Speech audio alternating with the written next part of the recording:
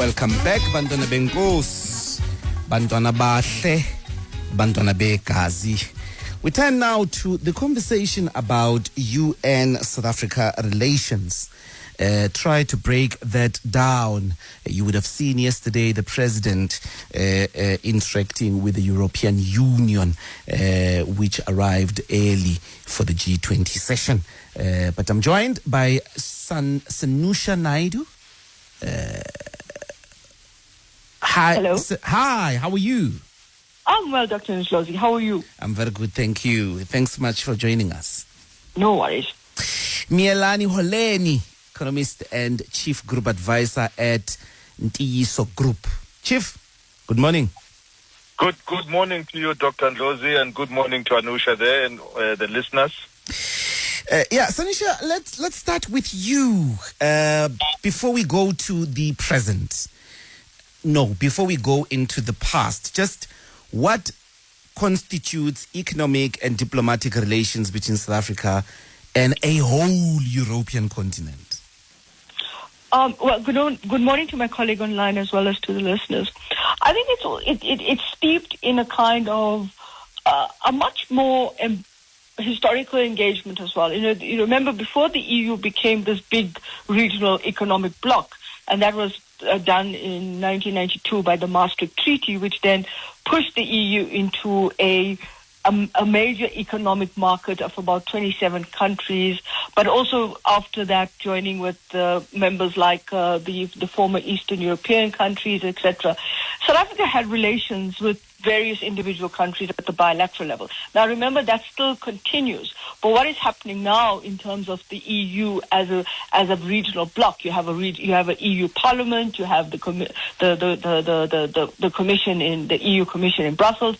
Now they're starting to engage with these important issues around energy, around digital transformation, around access to market, etc., as a bloc. So in a sense, what it really entails is the kind of relationship a country like South Africa will have with regard to the engagement that South Africa wants to have with the bloc. But of course, it doesn't deter or shift away from the bilateral engagement South Africa will have, for example, with Germany, with France, and with other actors. Remember, the EU now also doesn't include the UK because of Brexit. When they took the referendum during a few years before COVID to say we don't want to be part of the EU because we're losing out on that. So in terms of economic relevance, in terms of the kind of engagement, I think some of the rules that actually underpin the EU market will then be discussed in terms of the relationship South Africa has with the EU bloc. But I think it also is about understanding how that plays out at the bilateral level for South Africa as well. Miyelani, to add to that, just a bit of detail of the actual figures of this trade relationship. Yeah, and I think, just following on, from the contribution there from my colleague, the European Union has just, it's a very important market for South Africa. And no doubt, the European Union wants to be a very important market for Africa as well in their design of how they want to trade, not just, with South Africa, but South Africa at least, is the EU is the second largest, market, in terms of, exports, from South Africa, constituting anything between 44 billion and 49 billion euros, which is quite, significant. And that spans, across, different, markets, where the trade, has matured. And what's pleasing is that over the years, there has been growth in the trade between South Africa and the European Union to the tune of about 16%. So it has been steadily growing, and which is, quite positive. And so on. So I think, in terms of, from a numbers, point of view, automotive is actually one of the largest, commodities that they deal with, or largest, products they deal with, accounting for about 10 billion euros, which is almost, 22%, of the trade.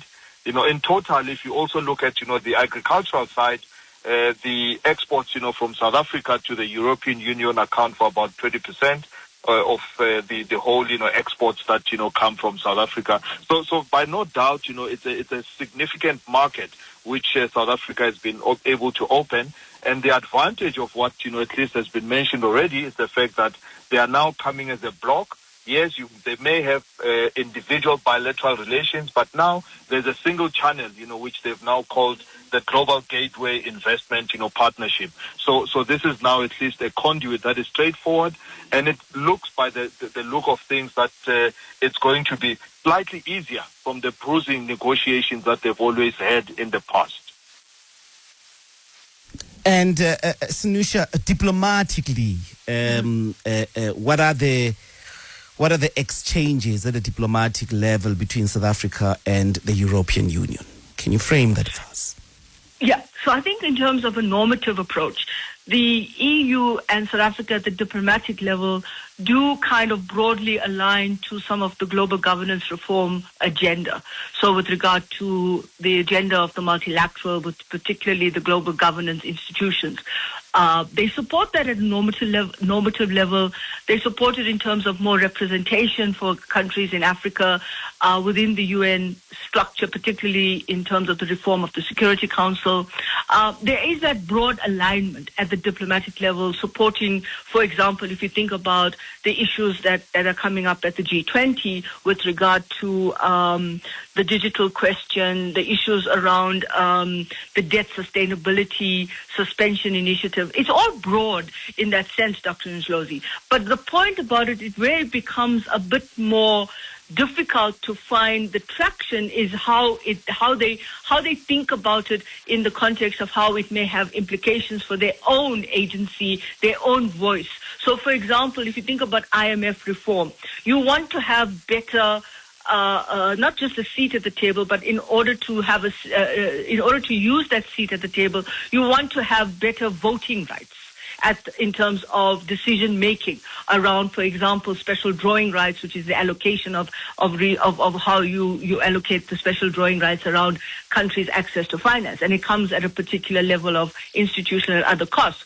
Now, that may be, in general, a support that they support each other in terms of a diplomatic relationship. But when it comes to the actual impact or implementation of those reforms, they may differ. They may start to find themselves veering away from each other.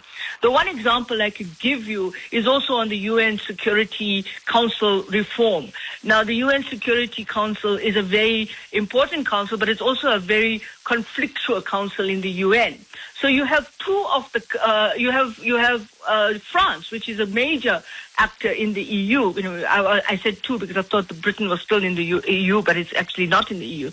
But what is important is that France is a very key actor in the EU, but so too is Germany. So if they are talking about reform of the UN Security Council, what will they actually want first? They will probably want to have a reform that has Germany in that UN Security Council reform as having an added actor from the EU there. The question is, where does South Africa's reform agenda place on the EU's agenda? The second point to make here is on peace and security. I like what my colleague said about the role of the market and how important the market is, and how important in terms of where the market is for South Africa and Africa. However, I think when it comes to peace and security, there are also other issues that may not necessarily align with how South Africa thinks about peace and security at that diplomatic level in addressing conflict in the continent. And that may actually be a different approach. They may align diplomatically, but they may differ in terms of how they see the intervention. And Miyelani, let's maybe then beyond a sort of diplomatic and economic or trade relations, if you could introduce some of the cultural relations between South Africa and the European Union, for music, for film, and the arts, maybe as well as sports. Yeah, and I think that's where at least, the advantage is. And I just, a remark, when I saw how the president, Cyril Ramaphosa was interacting with the council president, as well as, the president of the European Union Commission, you can see that, there's a collegiality in the relationship that is there, which is, an intent of a statement, that shows that, even in the past, there have been deep relations. If you look at, some of the involvement of the Europe, in terms of, the struggle for South Africa to attain democracy, that involved, musicians, at a high level, very famous, musicians that were supporting the cause of South Africa, and even beyond in terms of, trade, from a sporting environment. We know that, there are major English Premiership teams that have always come to South Africa to come and enjoy, playing with the larger teams, within the continent. So there's, I think, a broader, at least, collegiality across the board. The only thing is the issues, of the visas, that, may have to be dealt with in perhaps a different way. So that, South Africa does not lose, or at least, find itself in a precarious position where the visa regime is more onerous. But on the whole, in terms of, the relationship that, is there, which continues to exist, there's at least a healthy exchange. You mentioned the film industry, something that, some of, the English, titles, have also been shot, in Cape Town and various locations, in South Africa. So I think from that point of view, and as much as, there are other aspects, of the trade that would need to be negotiated, especially around the culture, the sporting, and so on. But I think, the core things that, we have seen that, have been agreed upon, at least takes, even the relationship, further because of, the clean energy, the financing aspect, as well as, targeting specific, industries that South Africa can benefit from. And at least, the other aspect, from European Union benefiting from our abundance of minerals as well. So I think, beyond, those, kind of, more human aspects, I think the core aspects of what we possess, the richness of, our own minerals, culture, and so on, is of a great appeal to the European Union as a whole. If you look at, how the countries have industrialized, beyond where we are as, a country, there's a benefit that we can also derive from the extent of the industrialization from there on. And Sanisha, education, lots of academics, lots of research collaborations, but the very education of Africa's intelligentsia, South Africa's intelligentsia for that matter, has come from European universities. I don't know if you are able to frame for us the relations at an education level. Yeah, I think you're completely right. I mean, in terms of the knowledge transfer, the knowledge engagements, and the kind of academic and educational cooperation, you have a lot of this kind of interaction, and you do have academic scholars as well as in the science and technology sector. You have these engagements and partnerships where you have relationships with institutions both across Europe in terms of universities, partnerships, but you also have science and technology and other kinds of partnerships in the educational sector. Now that's important in a sense where you have the knowledge engagement, but I think it's also important in terms of how you have the exchange of academic and other science and technology and other educational spaces where you have, for example, scholarships that enable South African scholars, South African students to go on these scholarship programs. But these scholarship programs can also open up opportunities and the transfer of skills, knowledge, and other spaces. At the same time, what I think is an area of weakness is you do have a lot of knowledge build in Europe about South Africa, Africa, and the broader context of the continent. But I don't think we have enough of that about how do we understand Europe in terms of our knowledge build about Europe. And I think that's an area that really needs to be deepened because it enables us to then develop the kinds of expertise of how to understand the changing dynamics and nature of Europe in where is Europe right now? What is happening at the domestic level in the political context of Europe, the economic context of Europe? And so we don't have that. So they know a lot about us because of area studies and other kinds of scientific and research programs and partnerships, and also in the universities and in the higher education institutions institutions, they do have very specific engagements on Africa in terms of studying Africa. We need to start thinking about how do we study Europe. If you've just joined us, this is Power Talk, Bantwana Benkosi, with me, Mbuyiseni Ndlozi. I'm on the line with Sanisha Naidooand and Miyelani Holeni, trying to break down EU-South Africa relations. Miyelani, these are the colonizers, the former colonizers, who have since grouped themselves together to engage in the world now as Europe. And they've got scandals in relation, firstly, to South Africa, but to the rest of the African continent. And maybe to start this imbalance is the question of the big countries within, which is Germany, which is France, in the main, Germany and France. There are a whole lot of others, the Netherlands and Spain and all of that. But at the center is that you have the people that have built themselves by 200 years of Africa's plunder, of Africa's exploitation. And that seemed to no longer be constitutive of the agenda about how to renegotiate the relationship as it was formed during colonial times, where South Africa is just a mineral deposit for the continent of Europe. Well, I think, that's a deep question, and it's the reality of where we've come from as South Africa, and no doubt, other countries on the African continent as well, who have suffered, perhaps, a lot more of the harshness of, the colonization than other countries. Of course, if you look at, in the South, the English, have colonized, South Africa, all the way up to Zimbabwe. We know of, people like Cecil John Rhodes, who have literally, wanted to colonize the entire continent. So I think, from that basis, we are seeing a new generation, in a way, of leaders who are displaying a different kind of openness with regards to how they want to build relationships.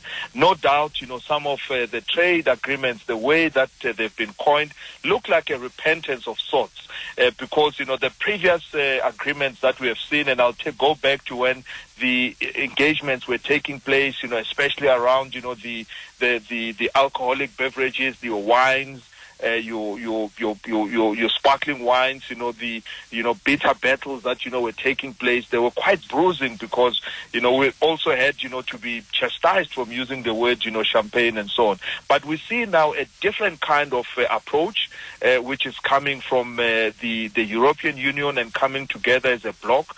And in a way, it looks like each one of the countries is now behind one banner, and perhaps seeking, or at least not putting forward their sins, as opposed to wanting to do clean trade, as it were, to be able to bring in financing.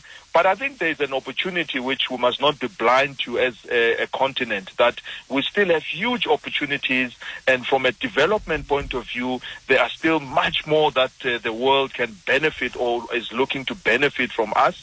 So that is perhaps, another way of coming back, in a less, confrontational way, and instead, looking to do it through the diplomatic channels and be able to come back, with deals that will perhaps still benefit Europe as a whole, but also we're seeing that, on our side, the benefits that would be coming is, for a long time, the minerals have been dug up from the earth and have simply been sent, across to various markets as rocks and not beneficiated at all. I think the positive thing that we're starting to see is the issues of beneficiation that are coming forward, such that, we also have a chance to add value to the minerals that we are sending and be able to earn a bit more foreign currency in terms of, our exports.